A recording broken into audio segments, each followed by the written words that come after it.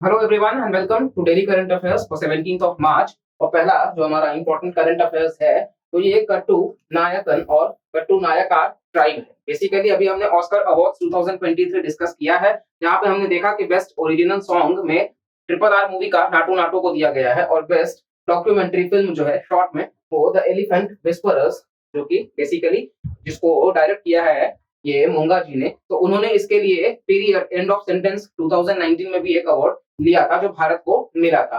तो ये जो द एलिफेंट विस्परर्स ने ऑस्कर जीता है शॉर्ट डॉक्यूमेंट्री फिल्म के लिए, इसका शूटिंग जो हुआ था वो तमिलनाडु के मुदुमलाई में कंडक्ट किया गया था, जो कि थेप्पाकड्डू एलिफेंट कैंप है। ठीक है, और ये कट्टू नायकार ट्राइब पे ही बेस्ड है। तो पहला बात तो ये है कि ये जो ट्राइब है, एग्जाम में आपसे क्वेश्चन पूछा जा सकता है। ठीक है, तो आपको ऑस्कर अवार्ड्स भी पढ़ना पड़ेगा और साथ साथ ये ट्राइब्स भी पढ़ना पड़ेगा।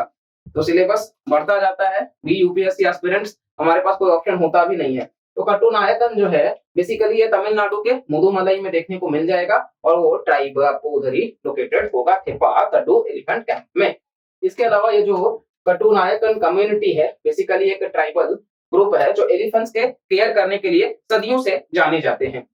और ये मेनली आपको तमिलनाडु और केरल का जो रीजन है यानी कि नीलगिरीज वाला जो पार्ट है उधर आपको देखने को मिल जाएंगे। और साथ साथ में ये वेस्टर्न घाट्स में इनहेबिटेंट्स हैं जो कि एंगेज्ड हैं कलेक्ट करने में, गैदर करने में फॉरेस्ट प्रोड्यूस वगैरह को, जैसे कि वाइल्ड हनी, वैक्स, ये सब। और कट्टू नायकर और जेन्नु कुरुनबास भी इनको बोलते हैं। और ये basically one of the 75 particularly vulnerable tribal groups हैं।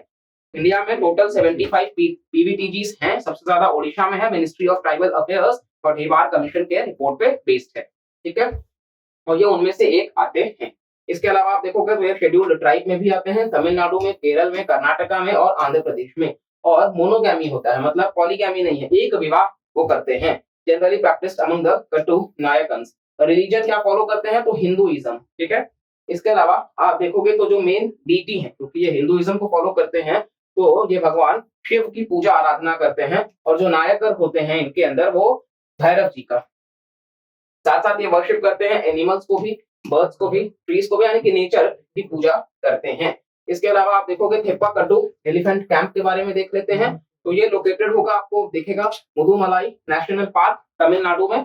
और 1917 में स्टैब्लिश किया गया था ब्रिटिशर्स के द्वारा और इस वजह से ओल्डेस्ट कैंप भी है एशिया में। ठीक है, यानी कि थेप्पाकड्डू एलिफेंट कैंप कहाँ पे लोकेटेड है, मुदुमलाई नेशनल पार्क तमिलनाडु में। स्टैब्लिश हुआ 1917 में बाय द ब्रिटिशर्स और ये ओल्डेस्ट कैंप है एशिया में। तो वन लाइनर में डायरेक्ट सवाल आ सकता है, ओल्डेस्ट कैंप एशिया का क्या है, तो ये थेप्पाकड्डू एलिफेंट कैंप है। कौन से रिवर पे लोकेटेड है तो रिवर मोयार। क्वेश्चंस ऐसे ही आते हैं और कंटेंट जो हम प्रोवाइड करा रहे हैं इसके बाहर क्वेश्चन आएगा भी नहीं। सिंसियरली वीडियोस को फॉलो करते रहिए और रेगुलर बेसिस पे जुड़े रहिए इस चैनल से। तो बेसिकली रिवर मोयार है आपको जो लोकेटेड है 1917, ओल्डेस्ट कैंप है एशिया का और ये मुदुमलाई नेशनल पार्क तमिलनाडु में थेप्पाकड्डू एलिफेंट कैंप है। ठीक है, पूरा का पूरा ये इंपॉर्टेंट था। अब हम नेक्स्ट आते हैं नेशनल सैंपल सर्वे ऑफिस। तो ये इन्होंने कंडक्ट किया है मल्टीपल इंडिकेटर सर्वे, एनएसएसओ।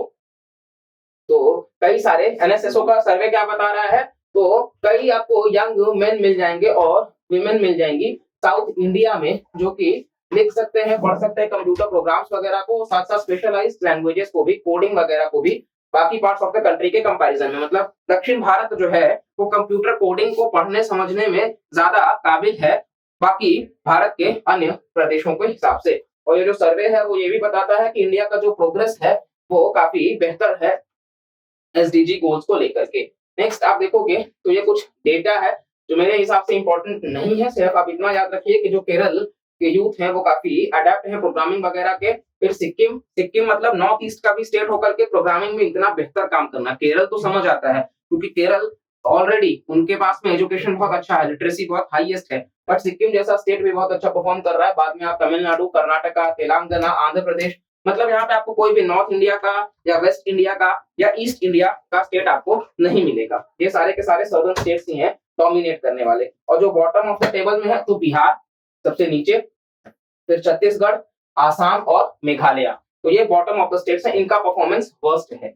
इसके साथ साथ आप देखोगे तो कहीं ना कहीं ये कोडिंग वगैरह को लेकर के कुछ बच्चे भी इंटरेस्ट यहाँ पे दिखा रहे हैं। अर्बन इंडिया में ज्यादा है एज कम्पेयर टू रूरल, और मेन जो है वो ज्यादा है एज कम्पेयर टू विमेन। और ये सर्वे बताता है कि प्रोग्रामिंग स्किल्स जो है वो 9 लेवल्स पे है, कॉपी और मूव करना है फाइल और फोल्डर में, वहां से लेकर के एक प्रोग्राम को लिखना जो कि स्पेशलाइज्ड प्रोग्रामिंग लैंग्वेज में हो, तो वहां से यहाँ तक का 9 वेरिएशंस है।